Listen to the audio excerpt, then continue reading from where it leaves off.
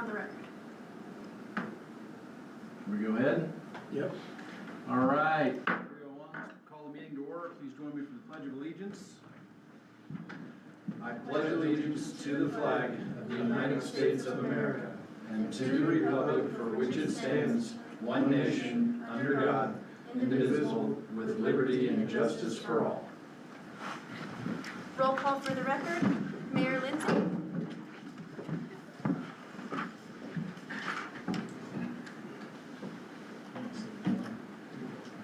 I see that he's here. He's trying to talk, but he may be muted. He might be. Looks like it's frozen. Yeah, it is. Mayor, you're frozen. Can you get out and come back in? He's definitely trying to talk. Oh, there goes. Okay.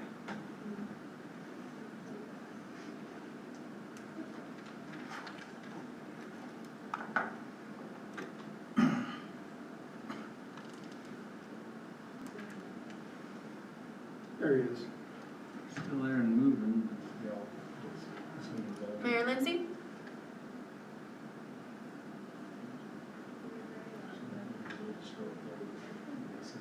It's like Owen is trying to talk as well. I have the volume all the way up. Councilor Curry, can you hear me? He said I can hear you.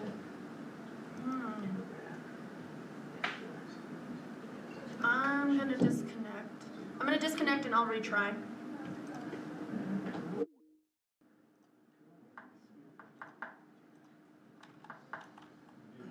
Bear with us for just a minute while we work through our technical hurdles here.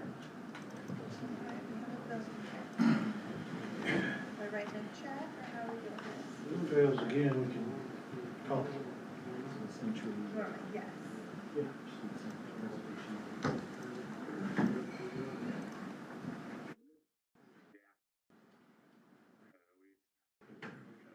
Okay, I hear you, Councilor Curry.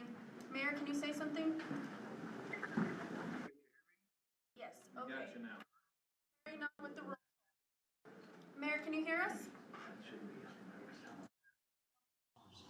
So Mayor Lindsay's present. Mayor Pro Tem Crane? Here. Councilor Howe is not here. Councilor Weeks is not here. Councilor Curry? We have a quorum. You may proceed. Okay, I would ask for a motion to approve the agenda.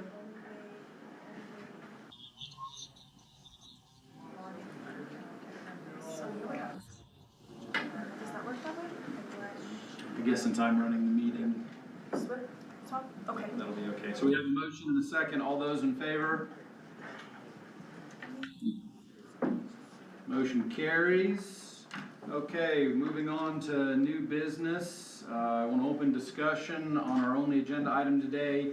Issue a level 2 blue flag emergency proclamation under ordinance 7-3-10-C regarding water shortage in the village. Director Epler and staff. Good afternoon, Mr. Mayor, Councilman Curry, Mayor Pro Tem. Good afternoon, everybody. Clerk Strickland, Manager Weir. Today, a topic for discussion that we're bringing up is the near failure of one of our main producing water wells, the Peralta well. I'll be turning it over to Evan here pretty soon to present the facts, but essentially the well is not producing what it historically has been due to drought conditions. The well, it's one of the shallower wells and it has been affected by these drought conditions. So I'm going to go ahead and turn it over to Evan, and he can give you the facts of what was discovered when the pump was pulled out and sent the camera down the hole and got the indication of the well not performing any longer. Good afternoon, Mr. Mayor. Good afternoon, council members. We are here today to discuss going into level 2 water restrictions, which is the blue flag. So as Kurt previously stated, we had a main well that right now, due to the drought, is experiencing a very slow replenishment. I do want to start this off by saying we are not out of water yet. This is more being proactive than reactive. But with this well specifically, throughout the history, it has been a very slow replenishing well, and this feeds one of the main tanks that feeds the west side. But after the camera inspection, we did find indications that the water level sat around 80 feet, the static level. The well itself is 250 feet, but our pump sits 235 feet, and currently the static level now is 220 feet. Well, 218 to be exact. So that gives us about 17 feet of water to pump. And the replenishment rate, we lose our GPMs going from 225 all the way down to 80 GPMs, and it just gets worse and worse after 12 hours of usage. And I would like to just state that when we got to this 225 GPMs with this pump and with this well, it was after 4 to 5 days of replenishment.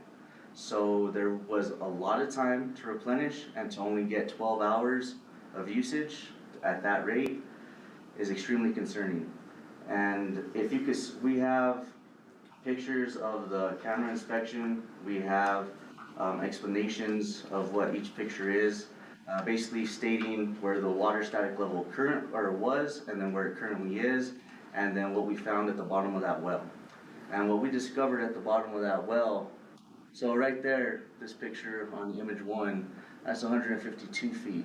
If you see that sediment on the side, that's basically just showing, hey, that's where the water was before, pretty high up there, honestly. And it just shows the connection of the joints, which it looks pretty good. Our casing is in good condition. We are just dealing with a lack of water. But if you go all the way to the bottom, you will see how the water consistently drops. You see those marks of erosion on all that stuff, how it gets more yellow. That just shows where the water sat, and now at 218 feet, that's currently where it's at. So if you even go farther down, you'll see what we're dealing with right there. That is called fractured bedrock.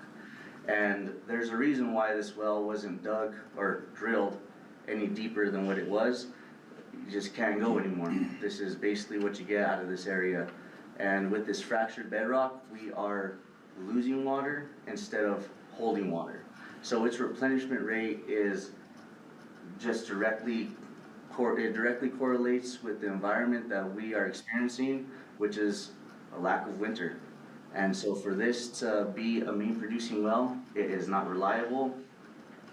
We're going to need to definitely search for a new well to be reliable in the future. But right now, we could use this as an emergency resource if we do need water for the west side of the mountain. But again, this is something we cannot 100% rely on if we do run into any situations with any of our other wells. I would like to mention to point something out in this picture. In the upper portion of the picture, what you see is actually the bottom of the well casing, and you can see it's at 231 feet. Please note that the pump is set at 235 feet. So the pump is actually set below the bottom of casing. Now the casing does not have a well screen or perforated pipe, which you would normally see in a fully developed municipal well. And but I'm guessing they just weren't able to do it because of the fractured bedrock. The hole does go down and was bailed all the way to bottom of hole to 250, correct? Correct. Okay, so in layman's terms, what this means is we have, from where the pump is set at 235 feet, we have water to 218, where traditionally it's held at 80 or 90. And that, what we call static level, is the distance from the surface to the top of the water. That picture illustrates what essentially what the pump is sitting right next to in the hole.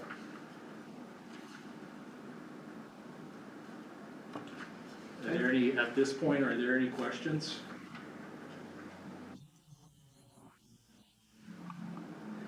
It was in the later 1990s. We don't have an exact date, but well, from what we've been told is from 1996, 1997, around that area.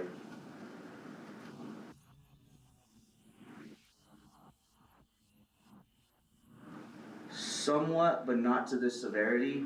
They never experienced drought the way we have experienced now. And they have always, well, our predecessors and people from before have always stated this well has always been a slow replenishment well, but they've always had water to work with when it came down to, the slow replenishment rate. But there has never actually been any testing that we have done currently done to this well. So we know exacts right now. We know hours, we know GPMs, and we know the exact static level where we're at now. Before, they had leeway to work with, and that was before, we encountered what we encountered, which has never been, it's never been in this area before with this kind of drought level.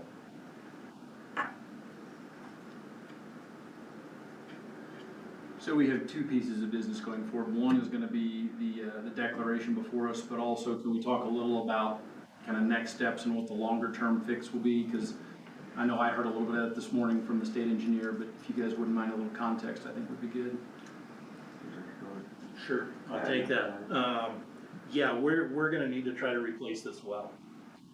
I've already reached out to a hydrology and geotechnical firm that we're currently doing work with on other wells, to get an estimate for initial assessment and get some information on what's gonna be involved in regards to scouting out a new well location.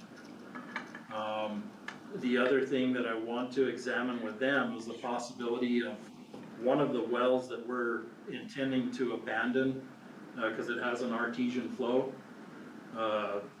with the Office of the State Engineer. We want to see if there's a possibility of putting that well into play. Now what this could entail is expense associated with piping to utilize that well that would be pretty much equivalent or maybe even exceed the price of drilling another well. So our first approach is going to get as much information we can on, we know what it's going to take to drill a new well. But what we want to see is what the assessment can produce for us in picking a location.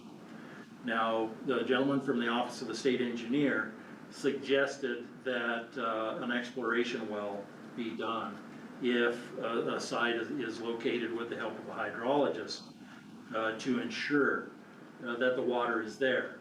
The last well that we drilled, their data and the depth that was determined to drill down to was based on the well that we were replacing.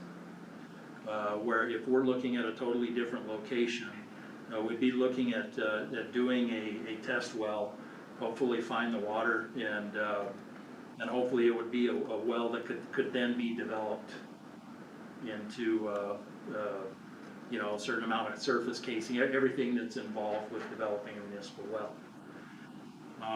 For price comparison, the well that we did in the back basin it ended up being just north of $500,000 to get that in. We'll say that the contractor that did that bid at far less than what anybody else did. We will be, guessed off the top of my head is we will be in the $1 million range for a well.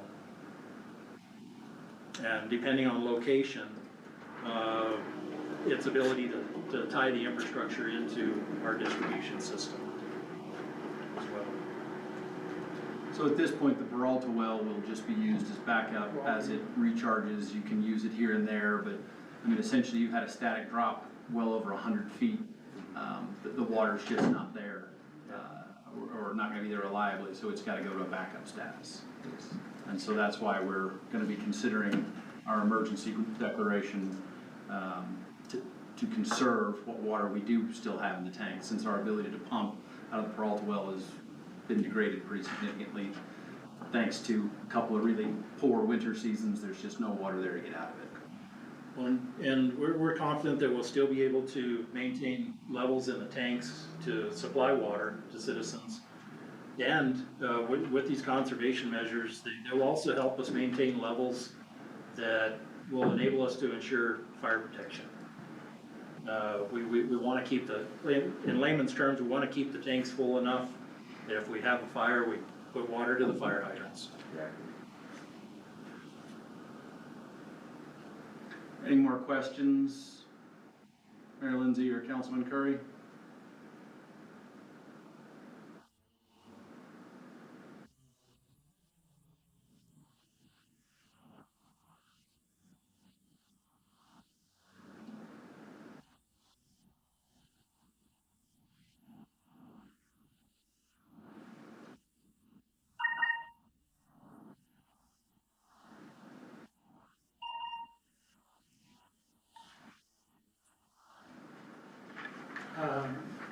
Mayor Pro Tem and council members, we're just looking for signage that promotes conservation of water. It may contain some of the rules about like washing vehicles and so on.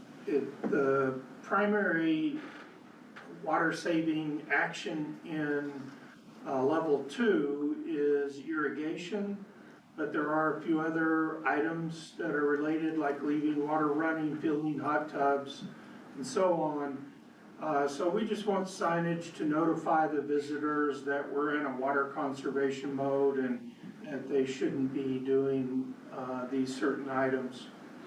And it's really, I think the property owners are gonna want that, because we do have the right to cite in this for violations, and the property owners will be the ones cited, not visitors.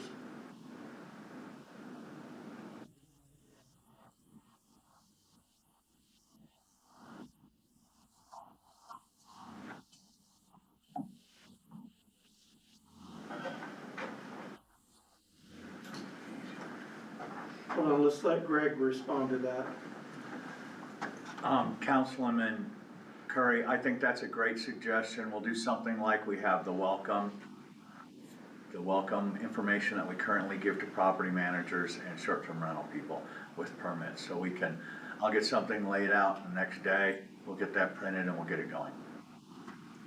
Greg, do we have, I'm sure you have, but a list of all property managers to make sure they all. Yeah, we'll also do a bulk email to everybody, and then we'll include it in the Village Voice to all our homeowners, even if they're not property owners. So if they're just have a second home up here, and they'll be back in a couple of weeks, just to let them know what's going on. And I'm assuming we can put this on the electronic sign to the. Already got that done. It'll be done as soon as you click the gavel. Awesome.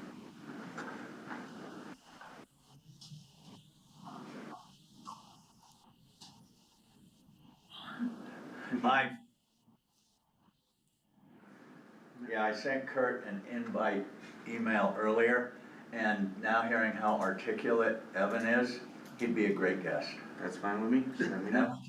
we can do it super quick, so you're not wasting a lot of time in a podcast studio. I know how busy you are. Right, no problem at all. 100%. I think that, the goal is to get people in the conservation mindset as quick as possible. But we've recently experienced, when we sent a call out for conservation, a lot of misinterpretation of that from the public. They thought they were going to run out of water, or water was being shut off.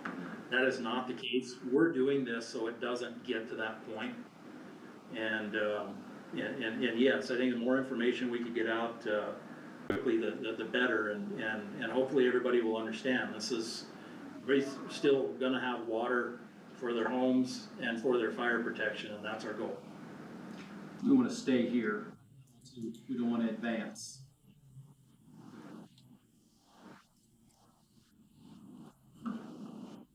Yeah. Once again, just to state, this is us being proactive instead of reactive to a even worse emergency that could come out in the future, right, if we don't do this now.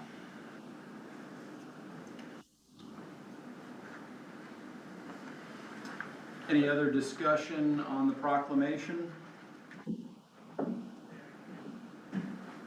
If not, I'd ask for a motion on the agenda item.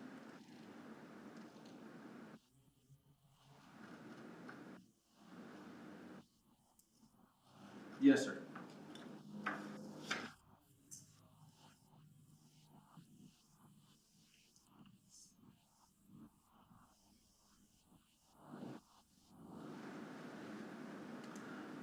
Maggie get a second? Roll call vote on item A. I guess I'll do Mayor Lindsay. Sure. No. Mayor can't. Unless it's a tie. Understood. Okay, Mayor Pro Tem Crane Aye. and Counselor Curry. Motion passed. Okay, that is our only agenda item. Any other discussion? If not, 3:21, meeting adjourned. Thank you all for being here. Yep, Thank you. okay. Where's